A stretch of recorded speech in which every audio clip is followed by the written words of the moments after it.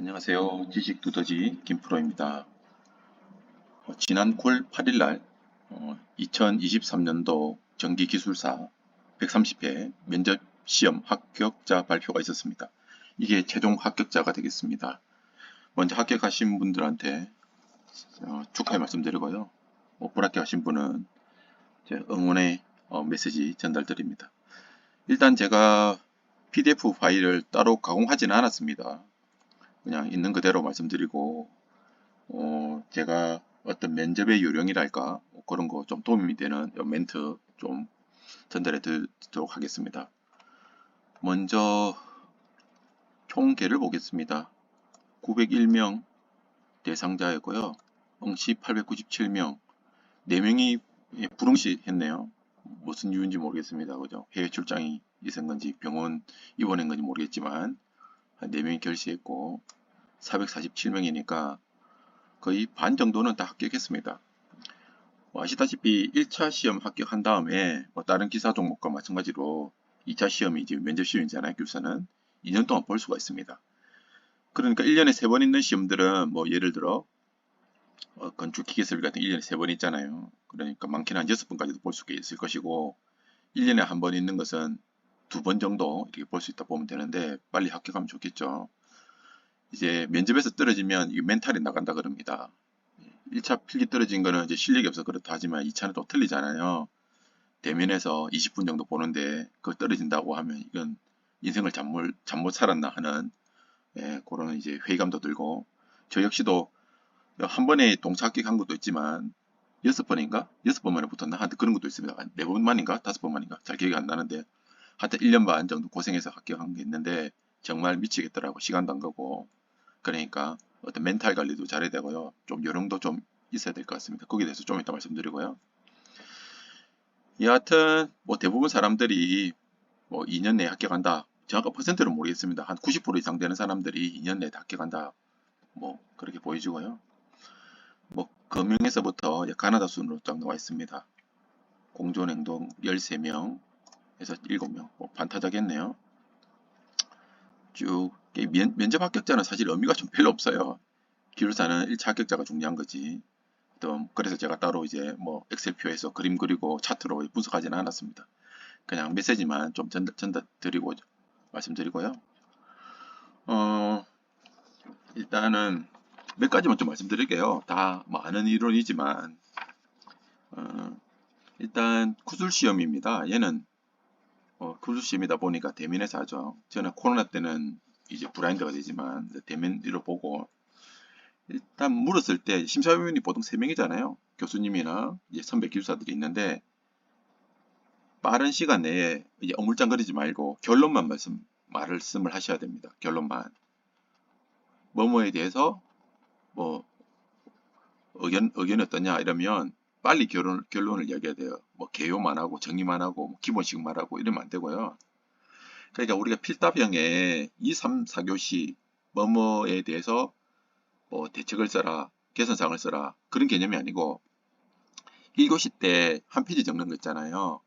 구술인데도 좀 단답형 구술 그 중에서도 엑기스만 딱 해서 결론만 좀 말씀을 하는 게 좀 좋아요. 그런 이제 답변 요령 그걸 좀 해야 된다. 예를 들어 어떤 게 있을까요? 지금 지구 온난화가 엄청 심하잖아요. 그러니까 그런 현상들이 어떤 게 있으며 엘니뇨와 라니냐에 대해서 아는 대로 이야기를 해라. 그러면 빨리 이야기를 해야 되는 거예요. 서태평양의 페루 앞바다가 수온이 어때서 물이 순환이 어때서 이렇게 결론만 빨리 말해요. 라니냐는 스페인어로 여자아이라는 뜻인데 어떻고 그러면 우리는 이렇게 해서 온실가스 저감에 기울여야겠다 이렇게 한 1분 적어도 2분 내에 2분은 너무 길어지겠죠. 한 1분 내에 답변할 수 있도록 이렇게 좀 하는 게 좋고요.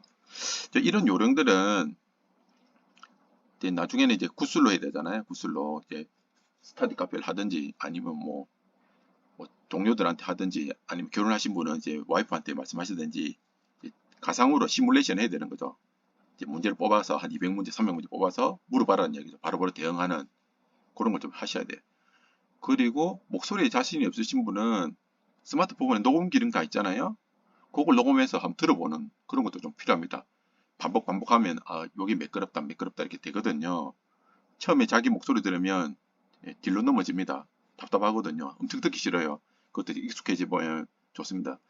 또 사투리 같은 경우에도 저는 이제 뭐 경상 사투리지만 또 답변할 때는 사투리니까 그것도 쓰지 말고요. 표준어로 이렇게 좀 하시는 게 좋고 또 이렇게 혼자 공부할 때는 암기 카드 같은 것도 좋습니다.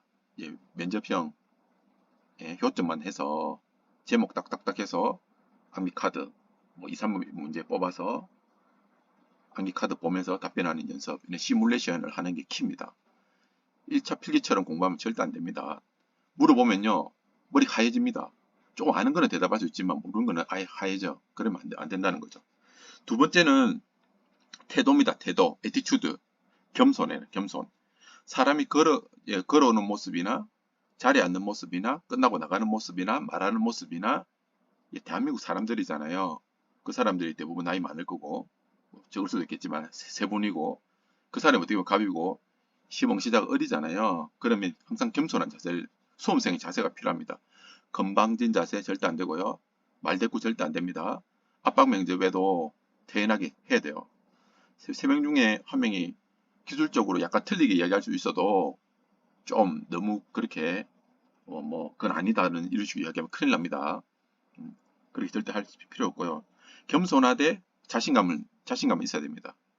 이야기할 때 예를 뭐 카르노 사이클에서 논하라 이러면 카르노 사이클은 쫙 읊고 나서 이렇고 뭐 PV가 어떻고 단열 압축이 어떻고 이렇고 뭐 현재 뭐 자동차 뭐 가솔린 엔진은 카르노 사이클에서 뭐 유래된 것이고 저거 이렇게 하고 자신감 있고 그 대신 겸손하라. 모르는 문제 물어봤을 때는 그 부분에는 제가 좀 잘 모르는 분야인데 항상 노력한 자세로 하겠다 이렇게 마무리해야 돼요.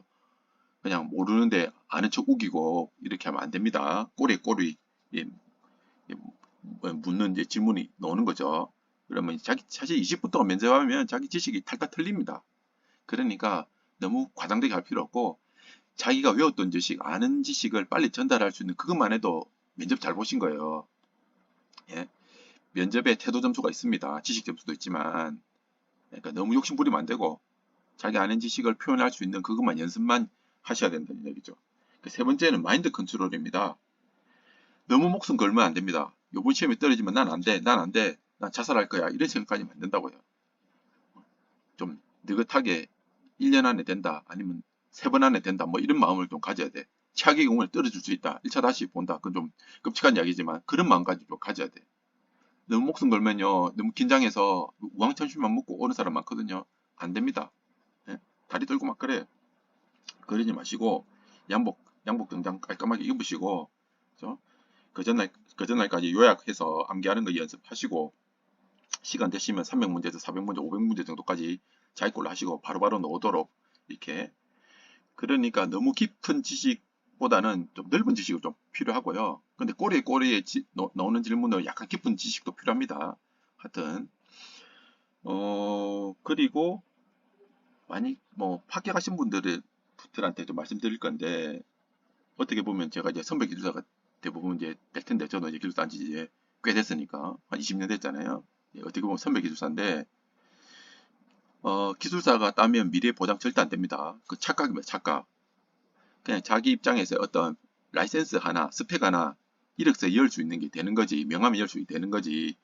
자기 인생을 보장해주는 그런 게 아닙니다. 내가 기술사 따면 뭐 사법시험처럼 데리고 가는 거 아니에요. 뭐 그 유명한 로펌에서 김현장에 데려가는 그런 게 아니라고. 이 사법시험이 변호사 시험이 아니에요. 젊은 친구들이 좋은 위치에서 기술을 따면 이게 몸값이 높아서 잘 팔릴 수도 있지만 뭐 저같이 뭐 냉정하게 한번 얘기해 볼게요. 한 40대 후반부터는 기술사 딴들 큰 메리트가 없어요. 물론 사람 나름이겠지만 뭐 기술사 땄다고 해서 뭐 대기업에서 기술사만 보고 채용한다? 그런 건 아니에요. 뭐 저도 뭐 아직까지도 뭐 이직 활동 뭐 하는 경우도 있는데 일단 나이입니다. 나이나 그다음 스펙 보는데 첫째는 나이가 좀 50 넘으면 나이에 걸려요. 아무리 능력 뛰어나고 뭐 그 분야 1인자 하더라도 정직원은 절대 안 채용하고요.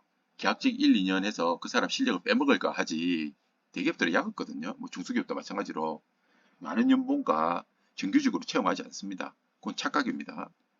그러니까 그런 걸 가지셔야 돼요. 우리도 상품이잖아요. 어떤 사회에서 회사의 상품이기 때문에 어, 기술사 라이센스가 어떻게 보면 하나의 아이템일 뿐입니다. 뭐, 멋진 정장 아니면 뭐 멋진 선글라스, 멋진 차, 뭐 그런 이제 어떤 자기의 어떤 장착 아이템이지 그걸 딴다고 해서 완전 다른 사람으로 탈바꿈 되진 않는다. 왜냐하면 그거는 이미 뭐 자기 출신의 대학이라든지 전공이라든지 뭐 어떤 인맥이라든지 이미 이루어진 거죠. 그게 갑자기 생기지 않으니까.